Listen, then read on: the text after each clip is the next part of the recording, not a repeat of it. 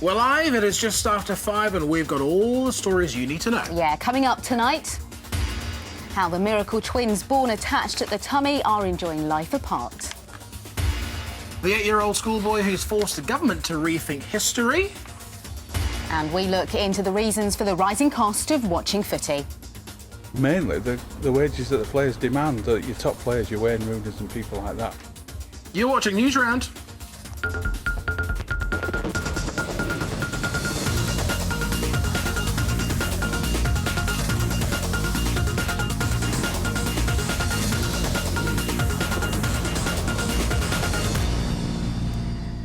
First up, to the amazing story of the baby twins born joined together who've now been separated in an emergency operation. Yeah, Rosie and Ruby had a rare condition that meant they were attached at the stomach and shared several body parts. It's a really rare condition, and so it's pretty dangerous to try and separate them. But a problem meant they had to go ahead with the surgery to save their lives. Rosie and Ruby enjoying a bit of motherly love just like any other newborn baby. But their start to life was very different to most. The girl's condition is really rare, with only around 1 in 100,000 children born joined together. It happens when the baby is developing inside their mum's tummy. Sometimes an egg breaks apart to make two babies, identical twins, but in a few cases they don't part completely, leaving them attached. Often babies born this way don't survive. You're operating on such tiny babies, and you're also dealing with structures that are crucial for life. So I think it must be very difficult surgery, and that's why, sadly, lots of babies don't make it. So it's wonderful that a pair have been separated successfully. The girls were being treated at the Great Ormond Street Hospital in London. Surgeons there are experts in this type of thing.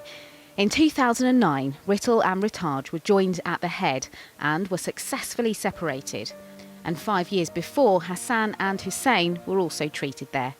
Even with expert help, though, the girls' parents were warned that Rosie and Ruby might not survive. It was worrying. You kind of felt like you were signing their life Yeah, away. life away. But if they didn't have it, then that could have been just as risky. In some cases, conjoined babies share so much of their bodies they can't be separated, but can go on to live long lives together. Ronnie and Donnie from America are the oldest conjoined twins at 60 years old. Rosie and Ruby can now grow up independently, and although they're making headlines around the world, chances are they won't even be able to remember their extraordinary start to life. All right, now then, Chelsea captain John Terry has revealed he won't appeal his full-match ban for racially abusing Anton Ferdinand. The ex-England captain was charged by the FA 2 weeks ago, despite being cleared by court in July. He had until today to appeal, but has accepted the punishment. He's always said he's not racist, but apologised for using bad language. And staying with sport, things are going from bad to worse for Lance Armstrong. The cyclist caught up in a massive cheating scandal. 3 of the former Tour de France winners' sponsors have dropped him after accusations he led the most successful drug scam in sporting history. And those accusations have caused a big stir in the world of cycling today. Team Sky have announced they're going to make all their riders sign a letter saying they've never used drugs. Brit Bradley Wiggins is their big star and he will have to make the promise. Mark Cavendish was with them, but he's announced this afternoon that he'll be joining another team. Now, we know that football stars get paid a lot of money, but it looks like you've got to pay a high price to be a fan, too. The cost of watching live footy is going up, according to a new survey out today. Oh, yeah, and it's also looked at how much you're being charged for pies, drinks and everything else that goes into a match day. Joe's been looking into what it all means. It's match day and you're cheering on your favourite team. At half-time, what better way to warm up than a nice warm cup of tea? Here in Manchester, they've got the most expensive tea in the country. City and United will charge you £2.50. Here at Oldham Athletic, just a few miles down the road, and in League One, it will cost you £1.70. We know this from a new survey from BBC Sport. What we also know is the cost of things like teas, tickets, pies and programmes is on the up. They studied 166 clubs in England and Scotland, including women's football. Last season, the average price of the cheapest adult ticket in England was £19 and a penny. This season, it's £21.24. That's a rise of 11.7%. The study looked down all 4 divisions, including League One's Oldham. Why do you think the cost of football is going up? It's just mainly the wages that the players demand. Your top players, your Wayne Rooney's and people like that. I'm not particularly singling Wayne Rooney out, but they demand high wages, and somehow that money has to be brought back into football. So what else do we know? Well, the most expensive matchday ticket is £126. That's at Arsenal. But in the Women's Super League, tickets range from £4 to £6. And the cheapest pies and teas can be found in Alloa in Scotland. It's just 50p for a cuppa there.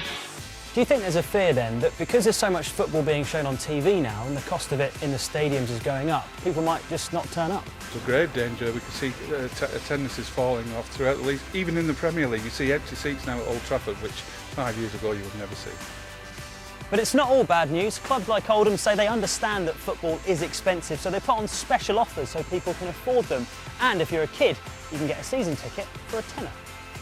And lots of other clubs are saying they're doing the same thing as they try and make sure that the next generation of fans aren't driven away by rising prices. Cheers, Joe. Cue the flurry of fans heading to Alloa for those cheap pies and teas. We're heading your way, guys. Heading your way. OK, now to the schoolboy from Wales who's managed to make his mark on history. So, when 8-year-old Aaron visited a memorial to the famous Welsh Prince Llewellyn, who died way back in 1282, he was so disappointed about its poor state, he wrote to the Welsh government demanding things improve. Yes, the prince may have died more than 700 years ago, but that didn't stop Aaron riding in to save the day. Middle-aged styly. Watch this. In days of old, when knights were bold and Wales was separated from the UK, there was a Welsh prince called Llewellyn who fought to keep it that way. But he lost out in battle to the English King Edward, a big turning point in history, because ever since then the two countries have been joined. But that's not the end of the story. For 700 years, the place where he died had no shiny statue, his deeds living on in fairy tales. It's been left unloved until a new knight came forward. Let's call him Aaron of Wales. We were coming from a rugby match and we went to see Kilmary and the place was a terrible mess. After his visit, Aaron was so shocked at the state of the prince's resting place that he wrote to Wales's First Minister, Carwyn Jones, and said it was a disgrace. The minister wrote back and vowed to Aaron that more will now be done to keep the prince's memory alive, because his story is an important one. I must say we're very pleasantly surprised that Carwyn Jones has reacted so positively. This is an important matter of principle. It's part of Wales's history and we should respect Wales's history. And so, by this tale of bravery and fighting for what you believe in, Aaron of Wales has followed in the footsteps of noble Prince Llewellyn. Big credit to Aaron, man. What do you reckon about my poetry? Shall we move on? Yeah, never again. It's quite good anyway. Finally, for those of you who weren't watching this morning, we have a very special announcement. The results for one of the biggest awards going are in, and I can officially announce that the winner... You're loving this. I am. Don't break the mood. Of the best roundabout in Britain is...